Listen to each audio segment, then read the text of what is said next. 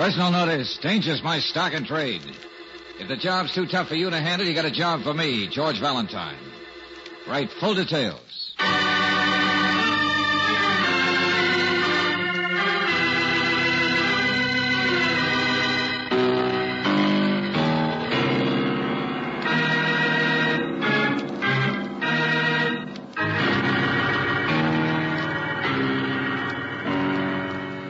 Standard Oil Company of California invites you to Let George Do It.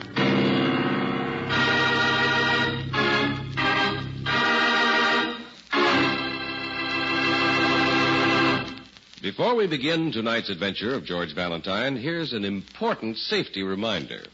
Driving in wet, rainy weather can be dangerous if your windshield wipers aren't doing their job right. So don't wait until the rains. Play safe now. Car Savers will inspect your windshield wiper blades and arms and make replacements if necessary. Drive in now and ask Car Savers for a windshield wiper checkup at any standard station or independent Chevron gas station where they say and mean, we take better care of your car.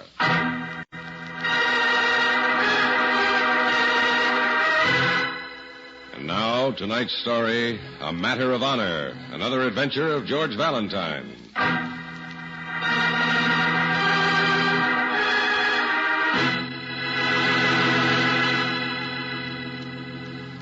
Mr. Medford, please calm down. I can't even make out what you're trying to say. I'm trying to say that I need help right away. Please. Well, that much I got, but listen on the extension, will you, Brooks? Yes, George. My head, it's so painful. Somebody hit me from behind, and my room, it's practically torn apart. Well, it's a matter for the police, I'd say. No, it isn't only that. There's more to it than robbery. There's something mysterious going on, sinister. Such as? Something awful is going to happen. And on the last day, too. The last day of what? The annual convention of the Magicians Club at the Beach Plaza. The Magicians Club? Oh, look, Mr. Medford, I'm sure this looks very momentous to you, At but... the banquet tonight, we're going to present a new illusion, Mr. Valentine. And at the last moment, Princess Elsa, who invented it, has asked us to change its name. Well, women have been known to change their minds about more important things. Change it from the usual way these things are known, the Elsa illusion, to the Deadly Avenger.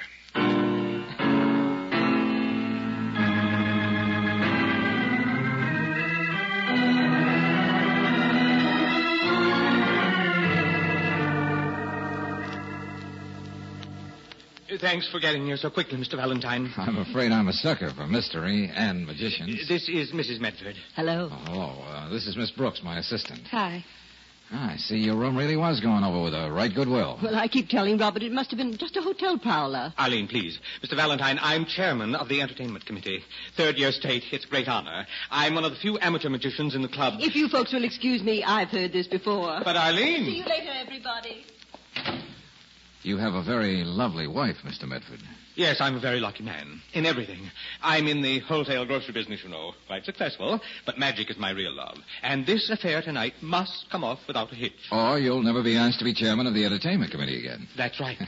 Well, tell me, just what happened here in this room? Well, about an hour ago, I guess it was, I came up here. You see, it's a two-room suite. Most of us have two-room suites. That's one of the reasons we chose the Beach Plaza, you know. Yes, go on. Yes, well, I saw what happened to all the things here on the desk in the closet, but before I could do anything, someone sneaked up behind me. He must have been in the bedroom and hit me hard. See? Done by somebody who obviously loved his work. But really, Mr. Medford, just because the name of a new magic illusion has changed, and this could be the work of a petty thief, but nothing was stolen. Not a thing of value. I do have some pretty valuable things around, and they weren't touched. Oh, excuse me. Hello? Yes, of course, this is Medford. Now, Geach, I ask you to behave yourself. You what? Oh.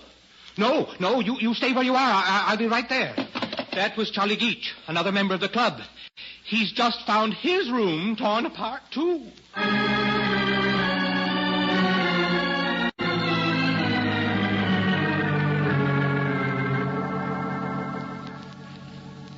No, nothing of value has been taken. That's not what they were looking for. No, sir. Have you any idea what they were looking for, Mr. Geach? That's not going to help them. No, sir. You'll see tonight. You'll see. Now, Charlie, please, don't make things any more difficult for us than they are. And I ask you to go easy at the bar. I always go easy, but I also get it steady, too, old boy. I've got things to forget. I'm still a pretty good magician. Nothing in my hands. Right, my dear young lady? Right. With my sincere admiration for your loveliness, a bouquet of roses. Oh, why, thank you. That's very good, Mr. Geach. But to come back again to the mysterious they you're talking about. Talking? Talk too much. I won't talk anymore. Mr. Geach, I looked for you. Oh, what has happened here? Come in, Princess. We have company. Charming company. This is Princess Elsa. Mr. Valentine. How do you do? Miss Brooks. How do you do? Very good friends of mine. Hello. Well, everything ready for the big moment tonight, Princess? The deadly Avenger? Yes, and I'm very nervous, too. But this room, all the things on the floor. I'm just a very untidy person, Princess. And a very tired one. You will take care of yourself, won't you, Mr. Geach? Yes, I will. I think perhaps we must better leave. I want you to come and help me, Mr. Geach. Well, it'll be my pleasure and an honor. Excuse us, everybody. Goodbye. A whole hotel full of magicians, and she picks one who can hardly stand up straight. Why sniveling of honor, and why does she insist on changing that confounded name for the night, the Deadly Avenger? I tell you, Valentine, that... Medford! Mr. Medford, where are you? Oh, no. Mr. Plimmer. That's Langford Plimmer, our president. Langford Plimmer. Sounds like something out of Dickens. We're in here, Mr. Plimmer. Mr. Medford, what is going on in this hotel? Well, Mr. Plimmer, I just walked into my room, and you'll never guess what I saw. The room was turned upside down, but nothing was taken. Why, George, darling, you're wonderful.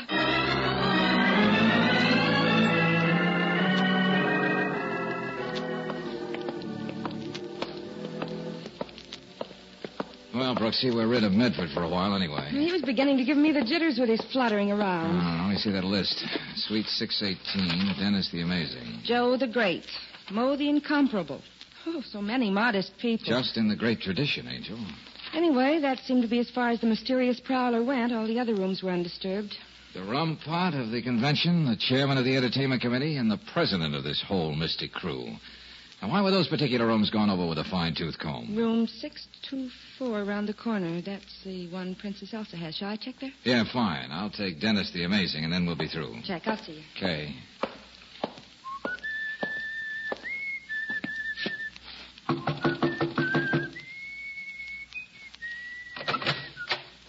Yes? Mr. Dennis? Yes, I'm Dennis. Well, my name is George Valentine. I'm gathering some material for an article on the Magicians Club.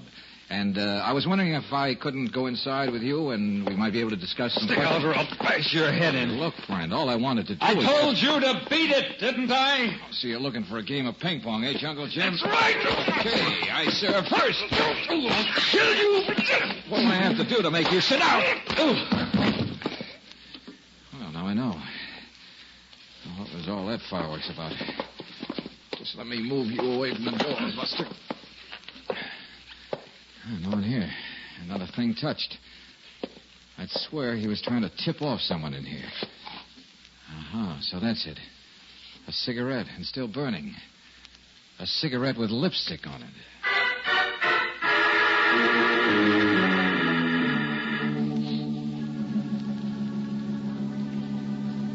So our friend Dennis the Bachelor had a visitor. Yeah, and I have some sore knuckles to prove it. What about Princess Elsa? Not in. But her door wasn't locked. I took the liberty of peeking. Why, The Brooksy? room apparently wasn't touched. George, I don't want you to think I'm one of those girls who doesn't catch on quick. But I don't catch on at all. Oh, you and me both. I guess we'll just have to be a couple of curious guests at the banquet tonight.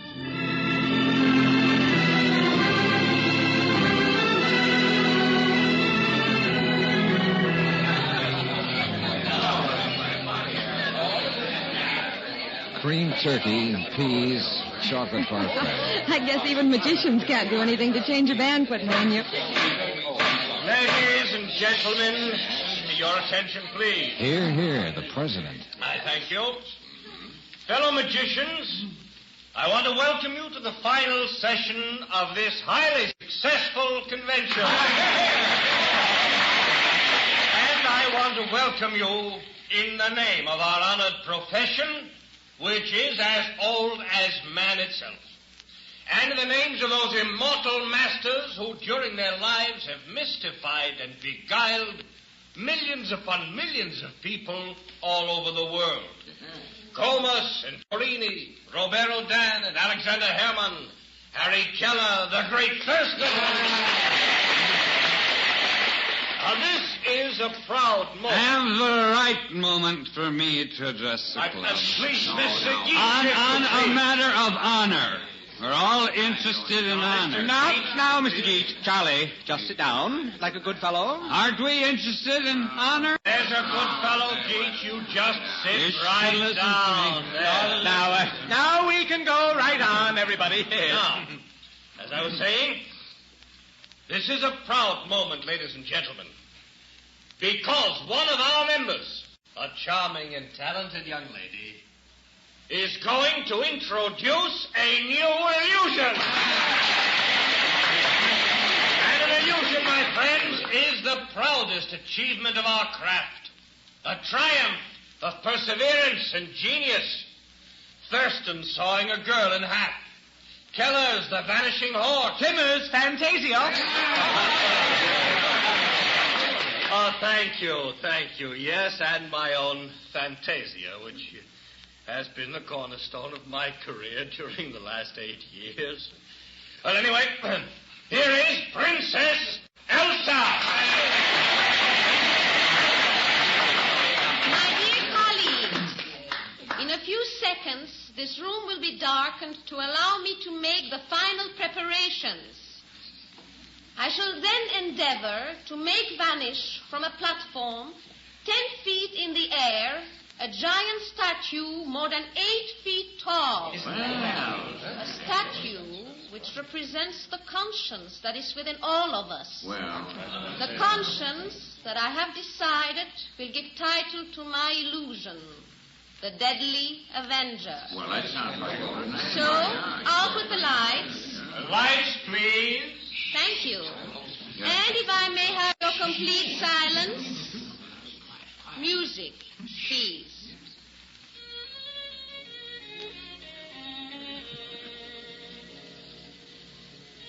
The Deadly Avenger. The princess must be all right to try and stump the experts. The Deadly Avenger. A matter of honor. Darling, please stop mumbling. Oh, George! Turn on the light. Geach. Charlie. Geach. He slumped from his chair right at my feet. Please, everybody, don't crowd around. George. Oh, I'm beginning to feel slightly feminine. Yeah, Brooksy. Whoever decided he had to shut up Charlie Geach with that letter opener took no chances. No chances at all. Charlie is dead.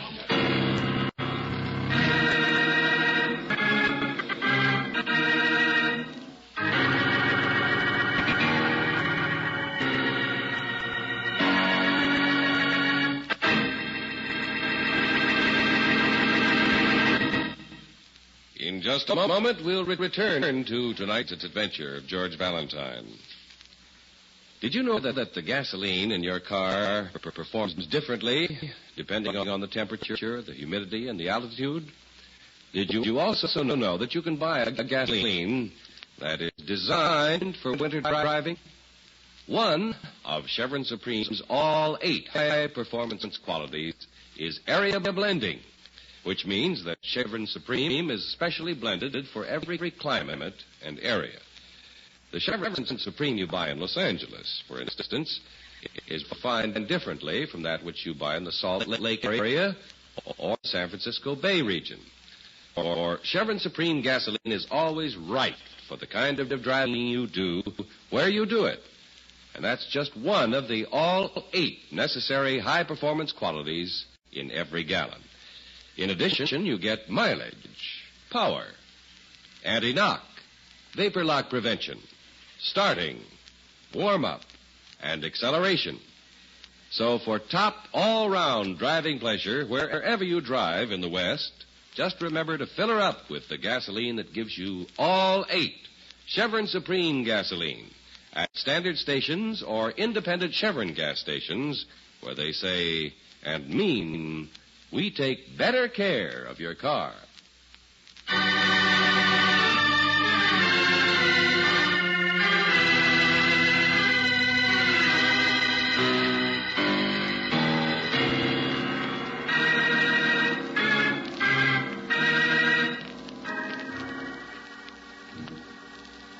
A convention of famous magicians and a thrilling climax to top it off. Yes, you're invited to the promised debut of a new illusion to be called the Deadly Avenger. But then, in the darkness, a woman screams in horror, and Charlie Geach, a little man who kept mumbling about a manner of honor, is found dead, murdered. If your name is George Valentine, you call Lieutenant Johnson of homicide, but you go to work even before he arrives. Tell me something, Medford. Yeah? What do you know about Geach's background? He seems to be a kind of big question mark as far as everyone's concerned. Well, he dropped out of the club for many years. As I remember, when the war broke out, he was working in Europe someplace. Wasn't that it, Plimmer, around the same time you were? Oh, yes, I believe so. Yes. Well, he came back only recently, a completely changed man. I'm afraid he's been drinking pretty heavily all through the last few days, so I don't suppose anyone has been able to find out too much about him. Princess Elsa seems to have been pretty friendly with him. She's out there now, just sitting and staring into space with the deadest, most frightened look in her eyes. George, is there anything we can do now? No. Just keep adding a matter of honor plus how did the killer work in split seconds in complete darkness? And see if it equals the Deadly Avenger.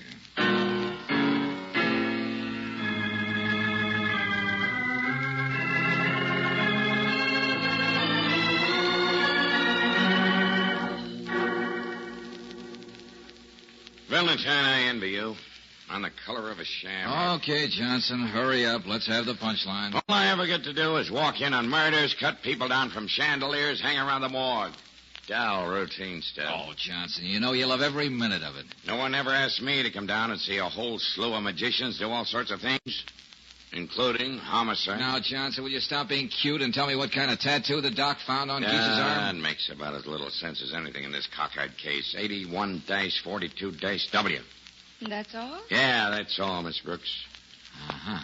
Now, about these rooms being broken into. I must... Sergeant, I told you I didn't want to be disturbed.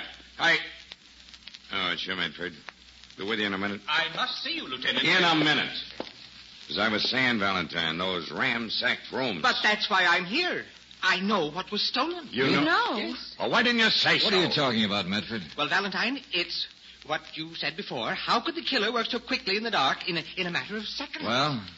He could if he knew the seating plan. Memorized in advance where Geach would be sitting. You mean someone stole such a seating plan? From you? Not the original. But I remembered I left the carbon up in my room, and that's what I was now, and it's missing. Must have been missing ever since this afternoon. Oh, now you tell us about a seating plan. They never occurred to Oh, me. this is a great help. Now we know that someone in this whole mob of magicians stole the seating plans. But who?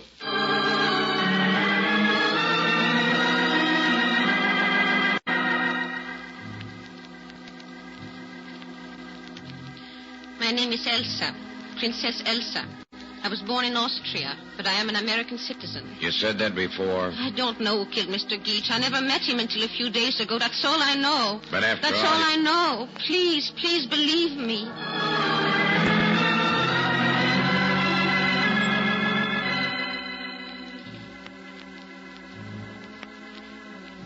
Mr. Medford isn't here, Mr. Valentine? I know.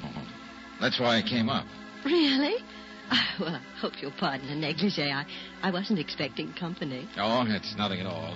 I mean, practically. Well, you made quite an impression on me, Mrs. Medford. Arlene. Arlene. Oh, your cigarette. Oh, the ashtray's right there. Oh, here we are. Uh-huh. Thank you very much. Same cigarette, same lipstick. What are you doing? Comparing it with the cigarette I found in Dennis's room. Give it back to me, you... But I'll make you a little promise. I'll keep this a secret just between us as long as I can.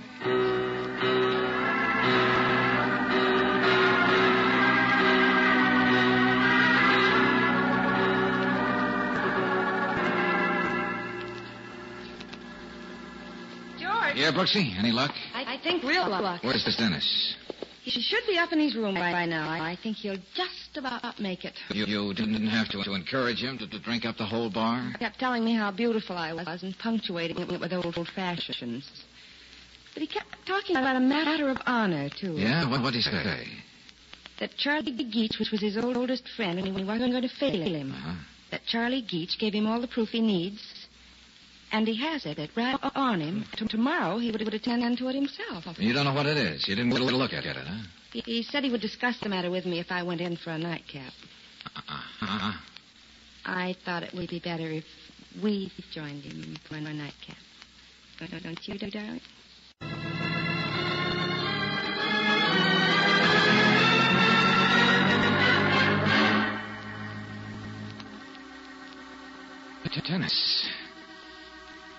Dennis is dead. Another letter opener, just like before. With all his pockets turned inside out like that, there's no use looking for any proof he might have had. Oh, well, let's get out of here, Brooksy. There's somebody else I want to have see this.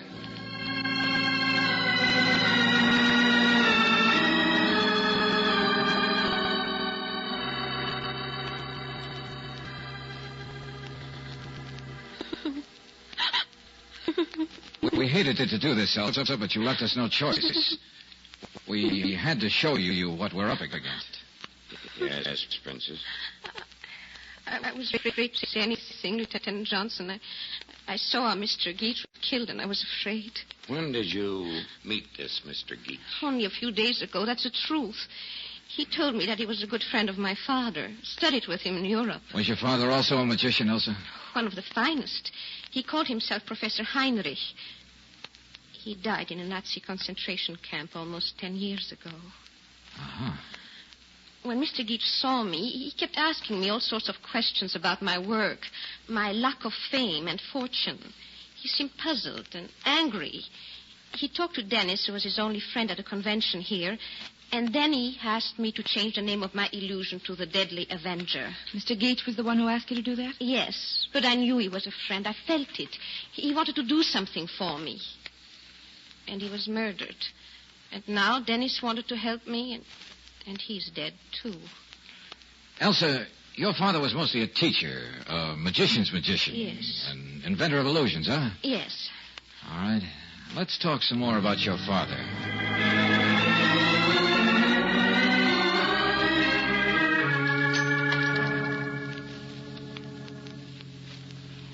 I hate to bother you at this time of the night, Mr. Plimmer, but I have to clear up a point. Oh, it's quite all right. Excuse my shaving. I always do it at night. A habit of years. Then you get a good early start in the morning. Yeah, that's right. The convention is over, isn't it? Yes. And all magicians go back to their jobs of mystifying and beguiling people. Isn't that the way you put it? Oh, I'm afraid I am a little pompous when it comes to magic, young man. Nothing wrong with being enthusiastic about your work. Oh, here, you're getting your fancy bathrobe wet. Oh, clumsy. Mr. Plimmer, what do you know about a magician named Professor Heinrich? Oh, he's a fine man. Fine magician. Austrian, I believe. No, not a showman, I understand, as much as an inventor. Almost a genius. Yes. Oh, yes, he is. He was. He died in a German concentration camp years ago. Professor Heinrich? Dead? Are you sure, Valentine? Of course, I lost track of him, but I never thought... He was famous for creating those things you call illusions, wasn't he? Well, and many people in the magic business studied with him before the war, including you. Well, yes, but a long, long time ago, long before the war. Mr. Plimmer, I'm going to ask you a question, and I want you to tell me the truth, no matter whom it hurts. Stealing an illusion from another magician would certainly be considered a breach of honor, wouldn't it? Stealing? I've done some checking around, Mr. Plimmer. You've never invented anything before Plimmer's Fantasia or since, have you? Well, no. Professor Heinrich worked with many young men. He loved to encourage them. Now, one of those young men stole his greatest illusion, and after the professor died, he kept it for himself, instead of giving it to the professor's daughter, Elsa. Now, please, Mr. Valentine, you don't understand. That's the matter of honor that Charlie Geach was talking about. That he was going to expose before he was killed. I didn't steal the illusion. That would be kind of difficult to prove with Professor Heinrich but dead. I bought it from the real thief. From whom? Remember, there have been 2 murders. But you can't understand why I did it. With it, Valentine, I could have power, fame. When I got it, I felt like a kid with a chemistry set who suddenly found out he discovered the atom bomb. Who sold you Professor Heinrich's illusion? Yes. Medford, Robert Medford. And I don't know how he got hold of it. I think in his youth he was in Europe, too. But you see, he had to kill Geach. And then he was glad to kill Dennis because he found out that Mrs. Nice Medford try, was... Plymouth, nice try, but it won't work. You're the thief and the murderer. What? I had to play on your fear to get a confession that you didn't invent Plymouth's Fantasia. But it never could be Medford. He'd rather sell his right arm than miss a chance of being a magician. Even being chairman of the entertainment committee is a big deal for him. Man, you're wrong. You're wrong. Besides, Medford already had the seating plan, so he wouldn't have to search for one. But you needed it and couldn't just ask for it. But proof? You had no proof. Your room was ransacked. Why? There's only one possible reason. You had to try and cover up your tracks. No. You thought Geach would keep whatever evidence he had in his room. But he'd already given it to Dennis. So you had to kill Dennis, too. You'll never even connect me with Professor Heinrich. I was wondering why you're getting your fancy satin robe all wet. You, a methodical, careful little man. Why don't you take it off while you're shaving? Stay away from me. Yes. Because you were studying with Professor Heinrich and Geach just before the war. And you ended up in the same concentration camp, see? 8142W. You'll never live to tell that to anybody else. Now, wait a minute, you put that razor down. Cut my way right through you. You never could shave like this before. You never got anything like this before. And I'll take this before you hurt yourself. Well, no use lying in the bathtub without water. Okay, Plymouth, keep cool while I polish off the rough edges of this matter of honor.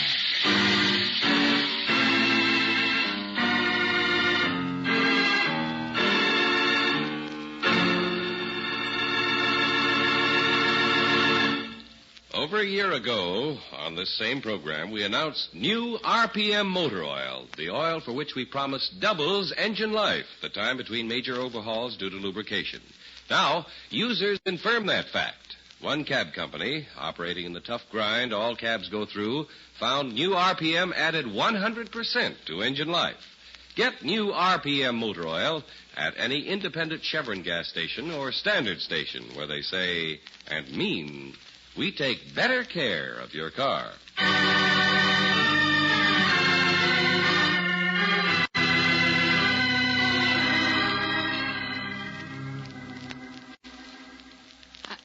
I'll never be able to get poor Mr. Geach and Dennis out of my nightmares. You will, Elsa. Time is the greatest magician of all. Look at the changes it can make in all of us. See you later.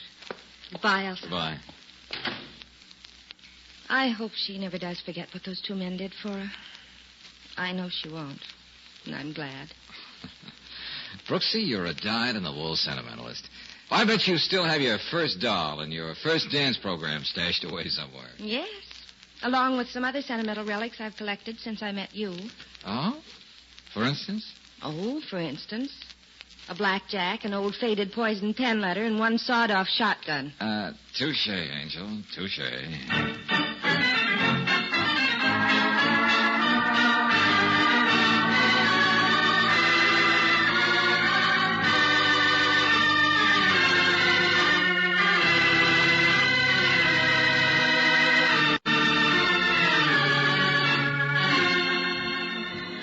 Tonight's adventure of George Valentine has been brought to you by Standard Oil Company of California on behalf of independent Chevron gas stations and standard stations throughout the West.